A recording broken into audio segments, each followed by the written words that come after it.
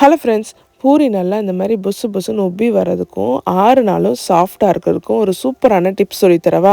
நம்ம சேனல் நீங்கள் இன்னும் சப்ஸ்கிரைப் பண்ணல, இப்போ கண்டிப்பாக சப்ஸ்கிரைப் பண்ணிக்கோங்க. உங்கள் ஃப்ரெண்ட்ஸ் கூடயும் ஷேர் பண்ணிக்கோங்க. ஒரு பவுலில் 2 கப்பு கோதுமை மாவு எடுத்துக்கோங்க. 2 டேபிள் ஸ்பூன் ரவை சேர்த்துக்கலாம். 1 ஸ்பூன் சர்க்கரை சேர்த்துக்கோங்க. 1 ஸ்பூன் உப்பு சேர்த்துக்கோங்க. 2 டேபிள் ஸ்பூன் அளவுக்கு நெய் சேர்த்துக்கோங்க. கொஞ்சம் கொஞ்சமாக பால் சேர்த்து இந்த மாதிரி டைட்டான டோவாக நல்லா பிசைஞ்சு வச்சுக்கோங்க.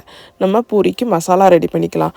ஒரு பேனில் 1 ஸ்பூன் தேங்காய் எண்ணெய் சேர்த்துக்கோங்க. கடுகு பருப்பு, ஜீரகம், கடலைப்பருப்பு, கருவேப்பிலை, மிளகா வத்தல் சேர்த்து நல்லா வதக்கிக்கோங்க.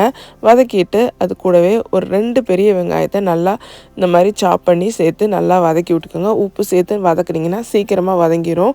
மஞ்சள் பொடி ஒரு 1/2 ஸ்பூன் சேர்த்து நல்லா வதக்கிக்கோங்க.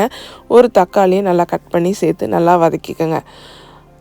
நல்லா வதங்கவும் ஒரு 1/4 கப் அளவுக்கு தண்ணி சேர்த்து நல்லா தண்ணி கொதிக்கவும் நான் வேக வச்ச ஒரு 4 கிழங்கு வேக வச்சுருந்தேன். அதை நல்லா மசிச்சுட்டு அந்த குழம்பு கூட சேர்த்துட்டு மிக்ஸ் பண்ணி இறக்குனிங்கன்னா பூரி மசாலா சூப்பராக ரெடி ஆயிடுச்சு. பூரியை நல்லா நம்ம இந்த மாதிரி ரவுண்டாக பரத்திக்கிட்டு எண்ணெயில் போட்டு நல்லா கொதிக்கிற சூடான எண்ணெயாக இருக்கணும். போட்டு எடுத்திங்கன்னா நல்லா புசு புசுன்னு வரும். எண்ணெய் நல்லா சூடாக இருக்கணும், அப்போ தான் புசு புசுன்னு வரும். இந்த மாதிரி பொரிச்சு எடுத்துக்கோங்க. நமக்கு பூரியும் ரெடி, மசாலாவும் ரெடி. சாப்பிட நீங்கள் ரெடியா? கண்டிப்பாக ட்ரை பண்ணி பாருங்கள். இது மாதிரி செஞ்சு பார்த்தீங்கன்னா ரொம்ப சாஃப்ட் அண்ட் டேஸ்டியாக இருக்கும். எவ்வளோ நேரம் வச்சுருந்தாலும் 6 நாளும் ரொம்ப சாஃப்டாக இருக்கும். கண்டிப்பாக ட்ரை பண்ணுங்கள். தேங்க்யூ.